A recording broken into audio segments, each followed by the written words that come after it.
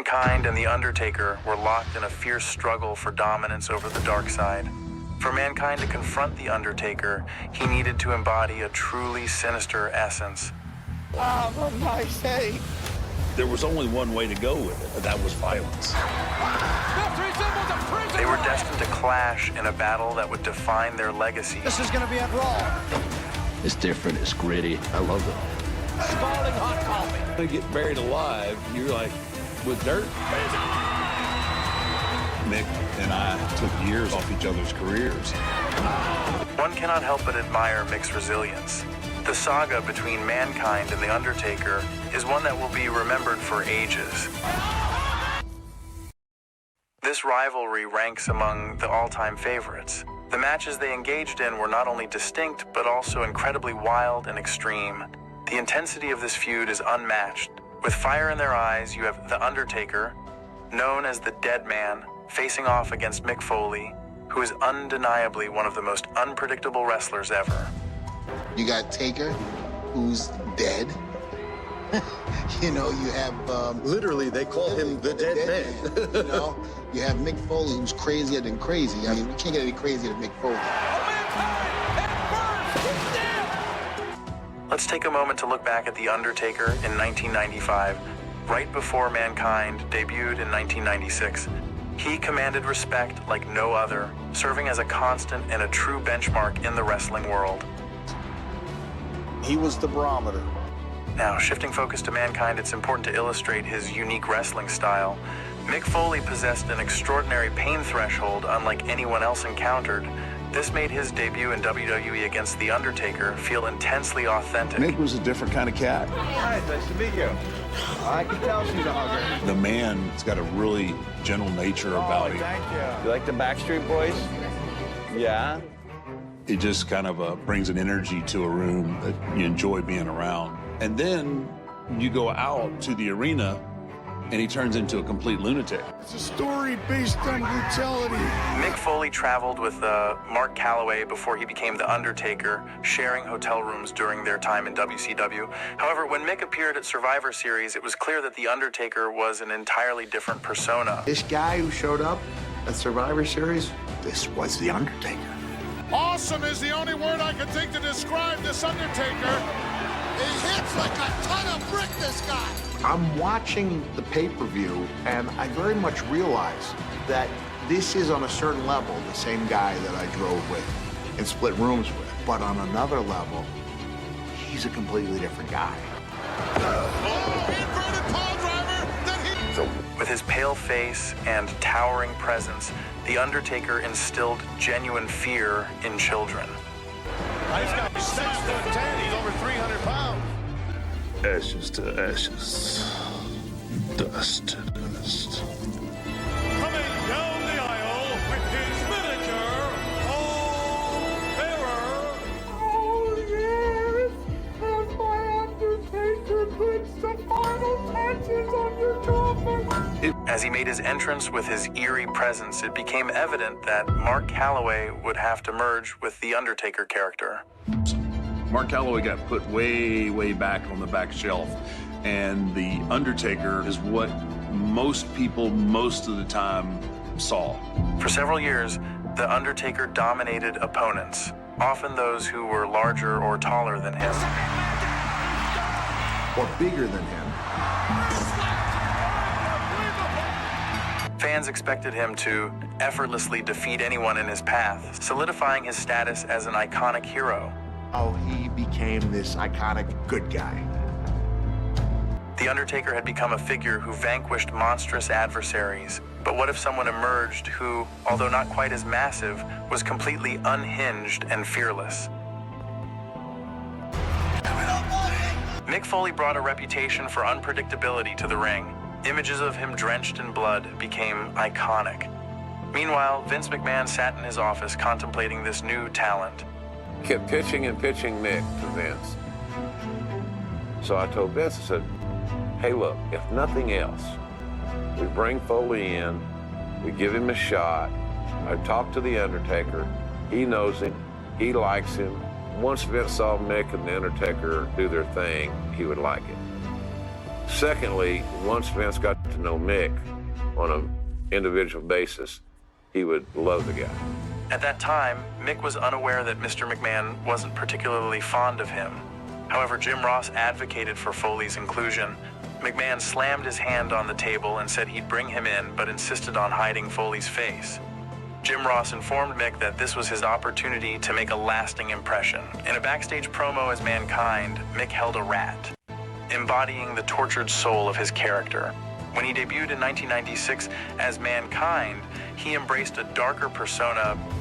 You understand me, don't you, George?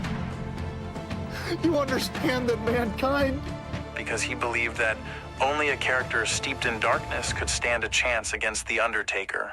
The only way this Mankind creation could feasibly take on The Undertaker was to have a really dark soul. On April 1st, 1996, just after WrestleMania, fans witnessed one character who inflicted pain and another who thrived on it. And then now you have this character who just thrives on it. Look at this! Mankind taking advantage of the weakened state of The Undertaker. When he came out, I just remember rolling the floor and thought, okay, there's a bunch of carnage about to happen. I'm just going to get out of the way. I'm coming hot out of the gate with The Undertaker. Like, I'm not waiting in line, and I attack the biggest dog in the line. Imagine a wild character clashing with a heroic giant. It's like a pairing crafted in chaos. Well, I want to say a match made in heaven. I think it was more of a match made in hell. Making an entrance into WWE alongside The Undertaker brings immense expectations. Mankind, with his twisted psyche, matched the darkness of The Undertaker, creating a scenario where the only path forward was through sheer brutality. Now we have two characters that have no parameters. There was only one way to go with it, and that was violence. This resembles a prison riot. When The Undertaker had the opportunity, he seized it and fully welcomed that intensity. I've never seen Undertaker hit so fast before. Following their inaugural encounter, a strong bond of trust formed between them. Crafting a narrative for two supernatural figures isn't about standard matches, it demands something extraordinary. Enter the Boiler Room Brawl. Mankind had his lair in a boiler room where he cohabitated with his pet rat, George. This was his sanctuary, so staging a match in his domain was an innovative concept. The way this match works is that both superstars start the match in the boiler room.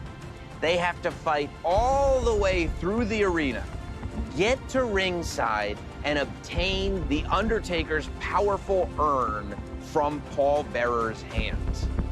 Mankind is in that boiler room someplace. The setting was grimy and chaotic, with dirt and debris everywhere. Anything not secured was likely to become a weapon. The Boiler Room Brawl provided Mick with the opportunity to use everything in sight. Mick envisioned this as a chance to showcase his unique abilities. Mankind is thrown into a wall. Everything that happened in that match, it was real. He climbed a ladder, hoping to land on some cardboard boxes below. While some of his fall was cushioned, part of his body missed the boxes entirely, leading to a painful impact. Half my body doesn't land on those boxes, right? I undershoot it just a little bit. It's fair to say that Mick and The Undertaker took years off each other's careers through their relentless style. Taker, he actually had to re-bust open his elbow to create some continuity. I mean, it was a big deal. It was Wow. a pretty remarkable thing that he did. Emerging from the boiler room into the ring meant claiming possession of the urn. It's astonishing that either man could still stand after such an ordeal. Victor here tonight at SummerSlam. Paul Bearer turns away from The Undertaker, holding the urn. Mankind enters the ring. Give him the urn. Mankind rubbing that mandible claw into the gun of The Undertaker. Paul Bearer's laughing. And nobody anticipated Paul Bearer would betray The Undertaker. Look at this. I'll say it ain't so. What a possessed Paul Bearer. People were pissed. People were upset. Mankind must take possession of the urn he has, and he is the winner. Wow. bearer was like a paternal figure to The Undertaker and the audience alike, embodying trust and loyalty. This betrayal ignited a powerful, emotional response from the crowd. They crafted an incredibly cinematic narrative throughout this match. The company ventured into uncharted territory, and its success is evident as we still discuss it 2 decades later. In an Undertaker promo from September 16, 1996, Mankind, you will never rest. When characters are as deep as these two, there's a need to create fresh ways for them to confront one another. Thus emerged the Buried Alive match, specifically designed for their rivalry. The premise was simple yet chilling. A grave would be dug at ringside, and to win, one must place their opponent inside and bury them alive. This marked the debut of such a match type in WWE, introducing a constant dance with mortality. Losing meant being buried alive. Are you ready to see someone get buried alive? A grave in the arena. Somebody's literally going to be buried alive. If you die, you lose. It's basically the stipulation. Vince even noted that this would be an unsanctioned contest. This is the first ever unsanctioned match. The matchup opened up endless possibilities. Every action in and around the ring served merely as a lead-up to that grave. These two dark personas were locked in a struggle for dominance over the sinister side of their characters. Because whenever they would get hit, you know, it was always that moment you thought they were down and dead, and all of a sudden they would rise up. Turn their head and be like, oh, shit, run, you know, get out the way. Don't stand there. He's not dead. These guys are trying to kill each other. Undertaker slams Mankind into a grave. Undertaker delivered a crushing slam to Mankind into the grave. Mankind found himself in a precarious situation, choke-slammed into a grave. As the earth began to close in around him, the executioner swung a shovel, striking the Undertaker. Bury the Undertaker! The reality of the situation was that there had been a serious miscalculation regarding how long it would take to fill the grave after the Undertaker was placed inside. In a frantic rush, half the roster was dispatched to the scene, armed with shovels, tasked with filling the grave live on television. 10 minutes on live television. That was the dumbest thing. We didn't get a quarter. We didn't get a quarter of the grave field. But if you'd have seen the crowd that night, it was horror and shock, thinking that Undertaker had actually been killed. People were buying it. And I'm thinking, somebody's coming over this rail. The Undertaker's gone forever! Yes! People were completely absorbed in the moment, and I could see the look on a father's face in the crowd. He couldn't believe he was witnessing what appeared to be a burial. It's because we're watching a human being get buried. Then came a dramatic moment. Lightning struck the grave. The crowd gasped collectively as the Undertaker's hand burst through the dirt, still gloved, creating an unforgettable image. It worked because we had all the right elements in place. The setup was crucial for what was to follow. Get to the match that you remember. That's right. That's right, because you're setting up something great. Yes. Monday night. What we were building toward was the second ever Hell in a Cell match. A Hell in a Cell match is a match in which you compete inside of a ring that is completely covered by a solid steel cage. The structure itself is intimidating. The first Hell in a Cell match, they were looking to do something spectacular. And this match type features competitors battling inside a ring enclosed by a solid steel cage. Kind will have a surprise for everyone that you will not soon forget. Creating an intimidating atmosphere. After witnessing the first Hell in a Cell match, Mankind felt the pressure to elevate the bar set by Shawn Michaels and The Undertaker back in October 1997. It was to just do some kind of justice to it.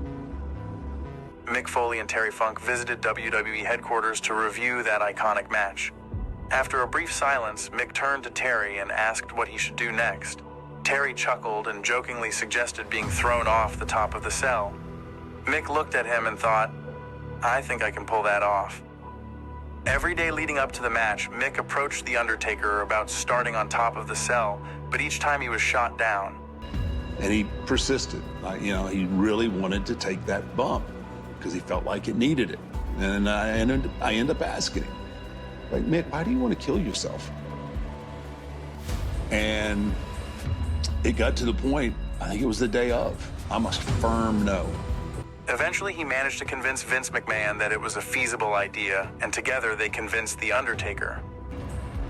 Vince is like, Mark, he's pretty sure that he can, he's pretty sure that he can take that bump. And I'm like, nah, I don't think we need it. And they kept on. I was like, look, fine. If that's what you want to do, then we'll do it.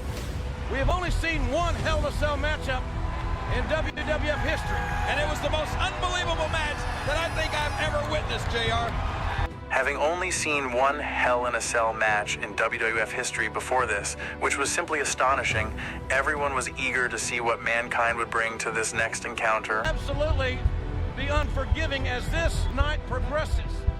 This night promised to be unforgiving, and the atmosphere was charged with anticipation. Everyone knew they were about to witness something extraordinary. The Undertaker, despite nursing a broken foot, faced the daunting ascent to the top of the cell. Precarious position. Ooh. Nothing between the Undertaker and the concrete floor but imagination. With nothing but the void below him, he and Mankind engaged in a fierce battle atop the structure. And he's there. And apparently the Hell in a Cell match is officially underway. And the most god-awful, oh my God. In a moment that would haunt many, Mankind struck The Undertaker with a steel chair. Mankind. Broke through. Broke through. That's a lot of weight. There's 200-300 pounders up there. Undertaker fight. I don't like it a damn bit. The Undertaker retaliated, sending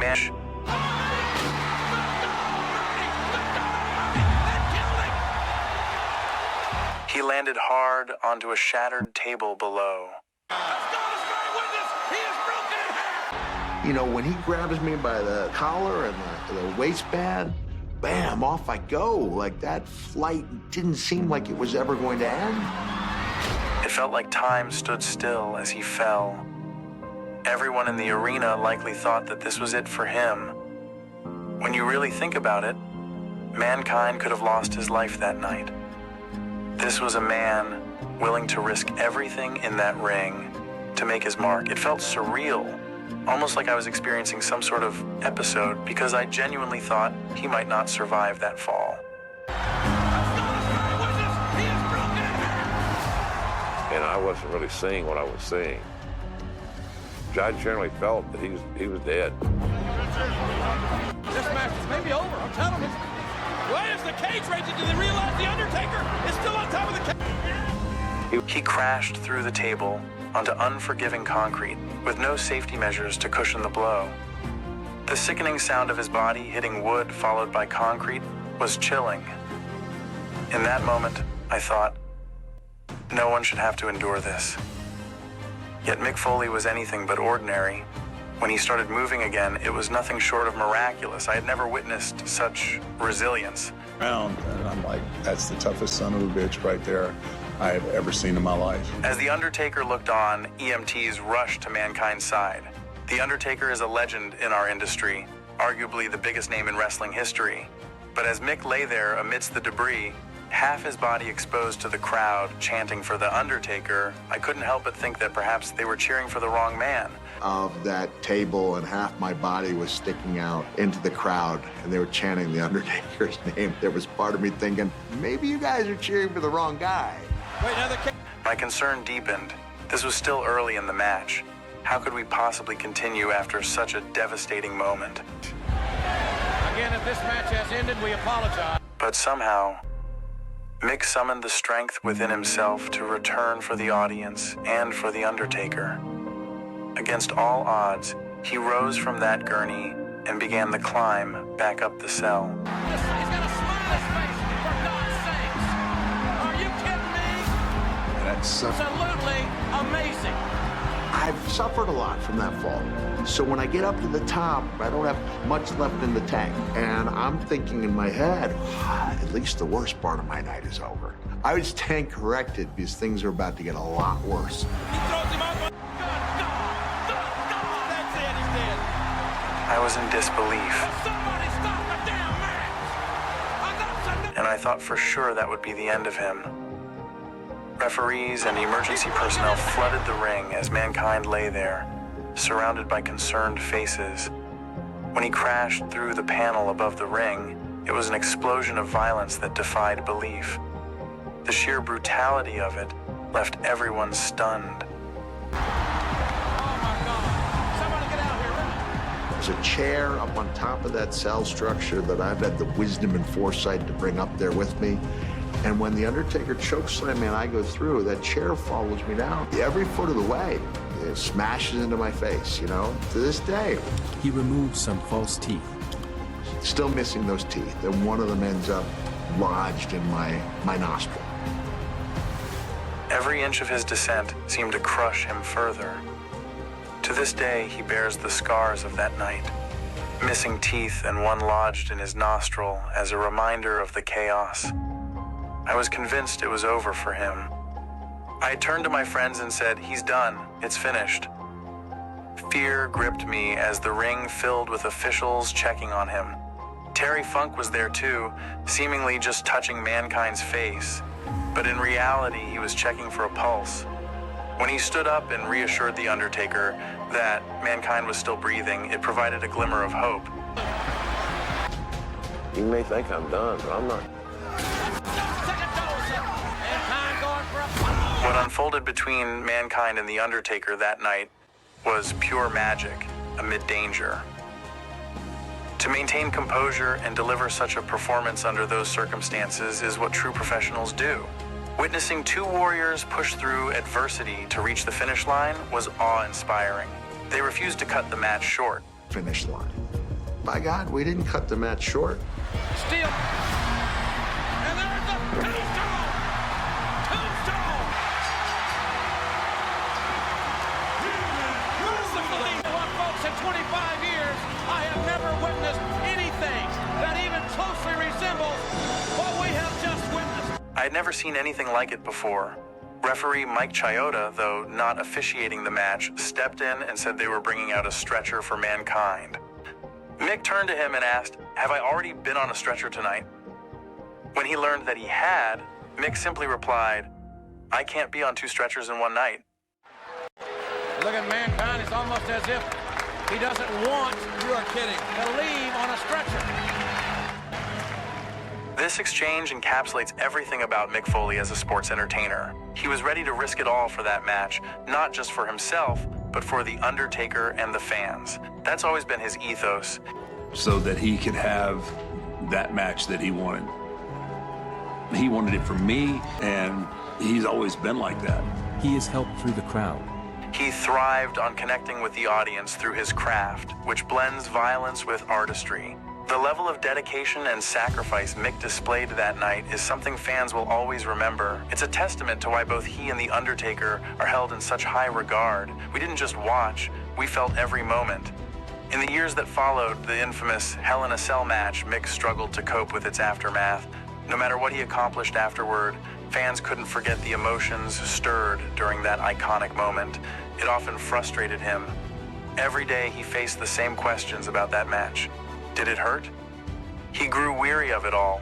It was a bad night, but I've got a lot of publicity. Every day, I'm asked about the same match, the same question, did it hurt? And I was tired of it.